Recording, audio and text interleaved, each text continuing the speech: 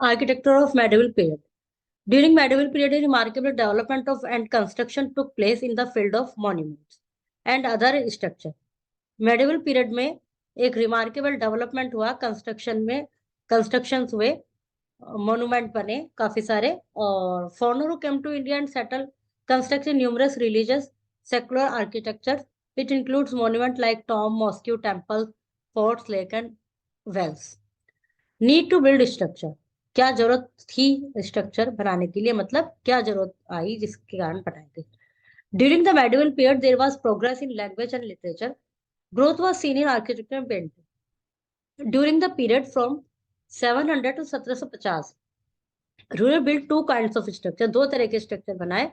First kind consist of forts, palace, garden, residence, tomb, safe, protected and grandiose place which represented the ruler. ये जो उन्होंने बनाए इसलिए बनाए जो कि रूलर को रिप्रेजेंट कर रहे थे, जो भी जिसने भी बनवाए उनको. और जो दूसरे तरह के बने, temple, mosque, public building for the people. At time the ruler constructed building to commemorate the victories over conquered land. उसके बाद जो दूसरे टाइप के थे वे उस लैंड पर बने जो रूलर ने कॉन्कर्ड की, जहां पर विक्ट्री उसने हासिल की. Qutub Minar were partially constructed by Qutbuddin Aibak and partially by Iltutmish. Qutub Minar partially तो आधी तो उसने बनाई कुतुबुद्दीन ऐबक ने, और बाकी बनाई इल्तुतमिश ने, क्योंकि बाद में उसने उसको रिप्लेस कर दिया था इल्तुतमिश ने कुतुबुद्दीन ऐबक को. और kings were expected to be care for their subject by making structure for their use and comfort. Rulers hope to win their praise. जो किंग्स थे वो expected to care for their subject, अपनी प्रजा की केयर करे, ये राजाओं से अपेक्षा की जाती थी.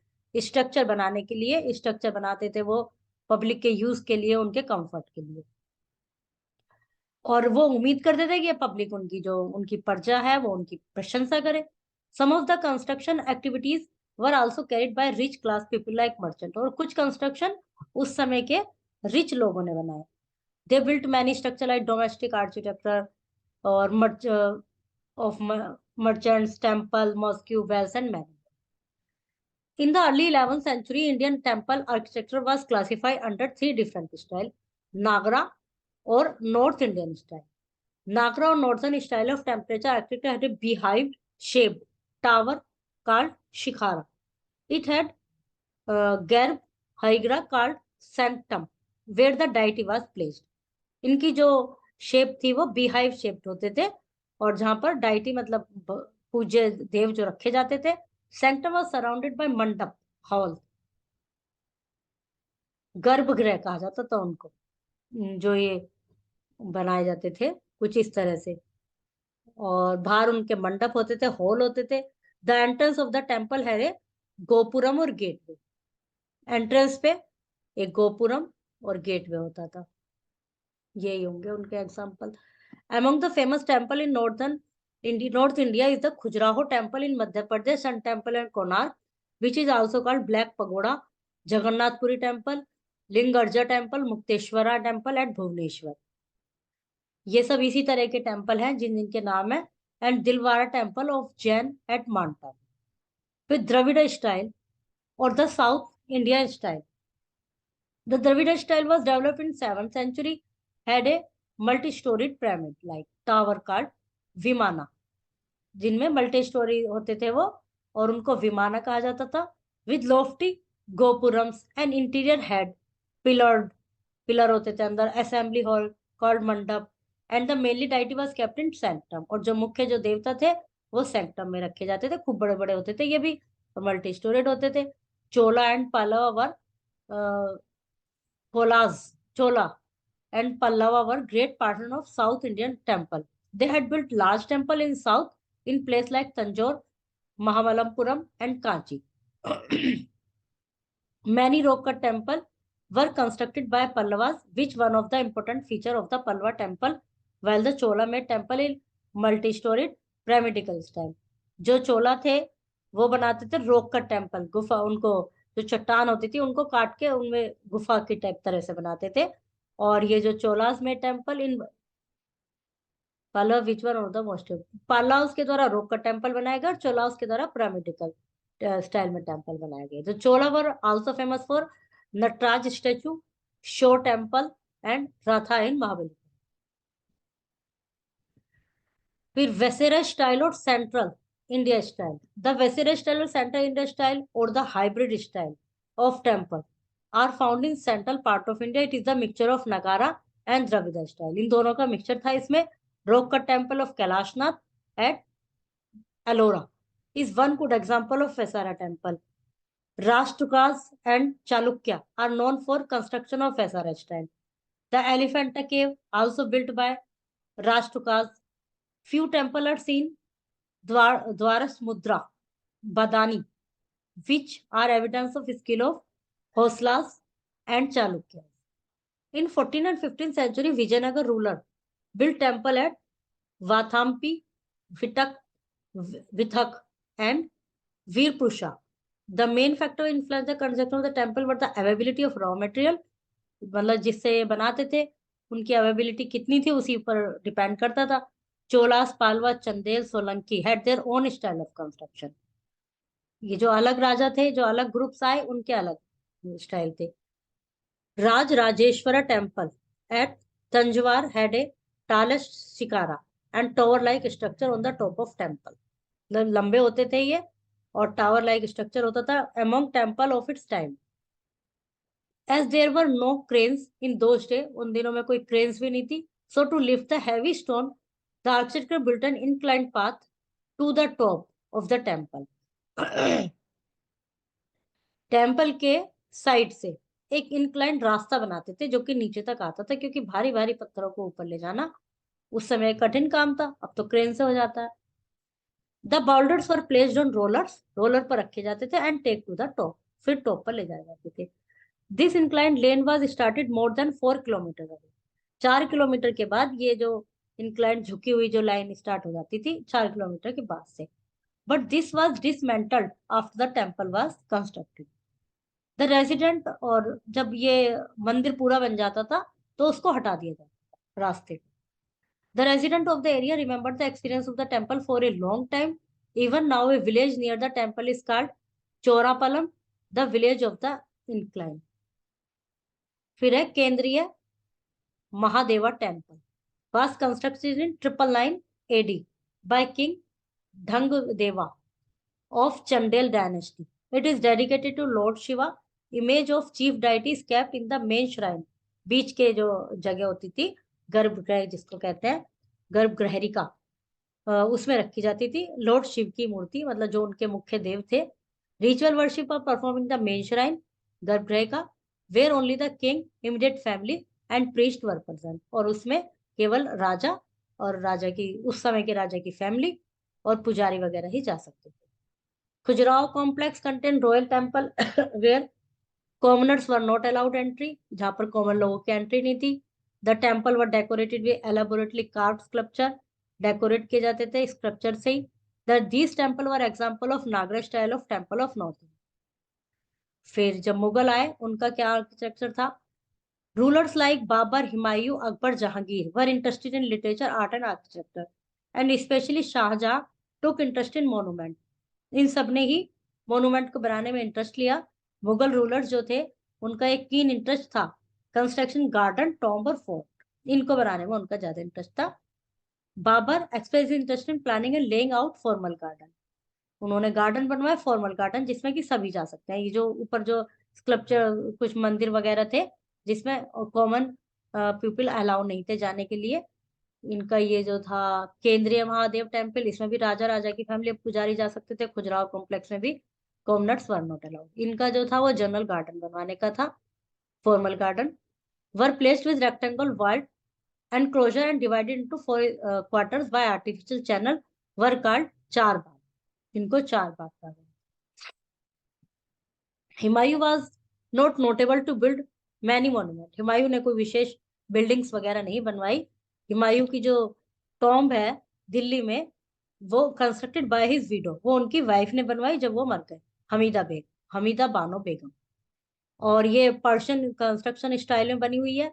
The building was constructed with red stone age with white marble and use of stone and marble shown Indian influence.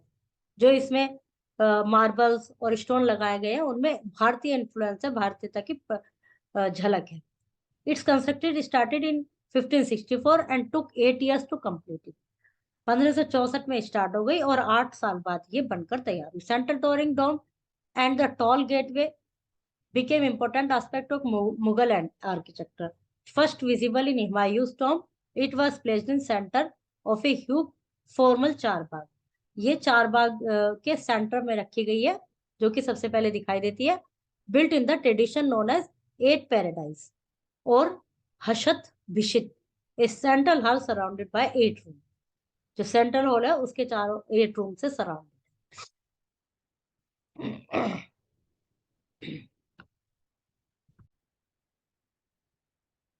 Akbar first Mughal emperor थे with enough time and resource to undertake massive scale construction. There were several important architectural innovations during Akbar in construction of tombs, central towering domes, and tall gateway.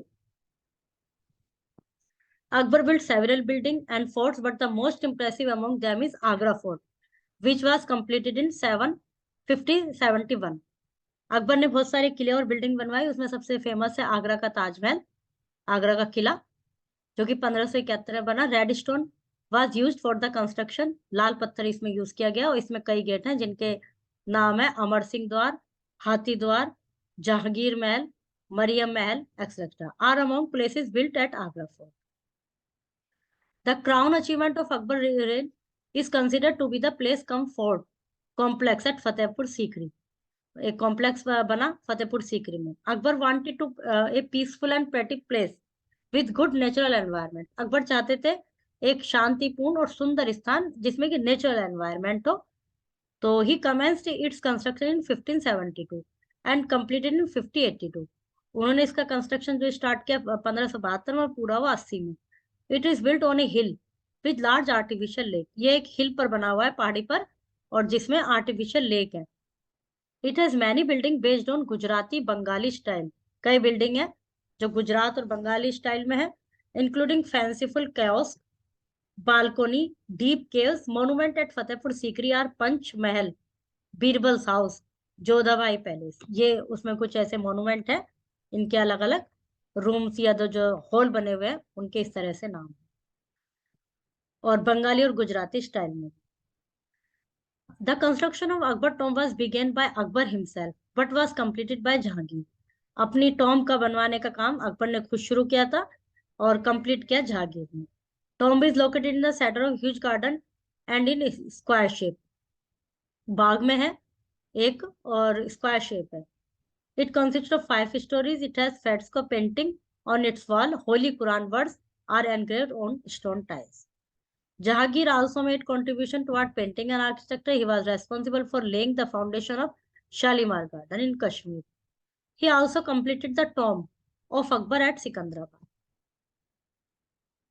उन्होंने इनकी tomb को complete किया सिकंदराबाद में।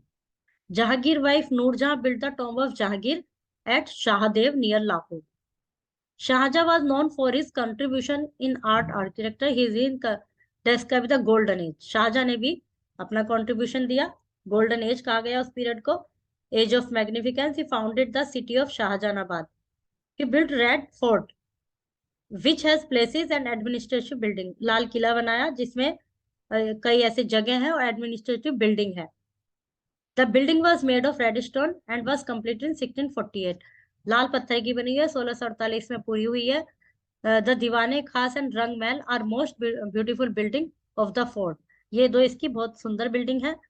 The famous peacock throne studded with precious stone was kept here. Taj Mahal is a unique and magnificent architecture achievement was built in the memory of Mumtaz Mahal which is situated on the bank of river Yamuna in Agra, जो कि यमुना नदी के किनारे आगरा में situated है। It looks 30 years to complete. 30 साल लगे थे कंप्लीट होने में। Tajmahal and the architect was Ustad Ahmad Lahori, और ये उस्ताद अहमद लाहौरी थे। ही also built Moti Masjid eight Agra. Moti Masjid भी बनाई उन्होंने आगरा में। And laid garden at Lahore and Srinagar. Aurangzeb was not keen in interest in construction. He built 2 mosque, Moti Masjid in Delhi and बादशाही मस्जिद एट लाहौर। उन्होंने केवल 2 मस्जिद बनाई, मोती मस्जिद दिल्ली में और बादशाही इन लाहौर में। ही आल्सो बिल्ट द बीबी का मकबरा which is an imitation of Taj Mahal, जो कि ताजमहल की इमिटेशन है।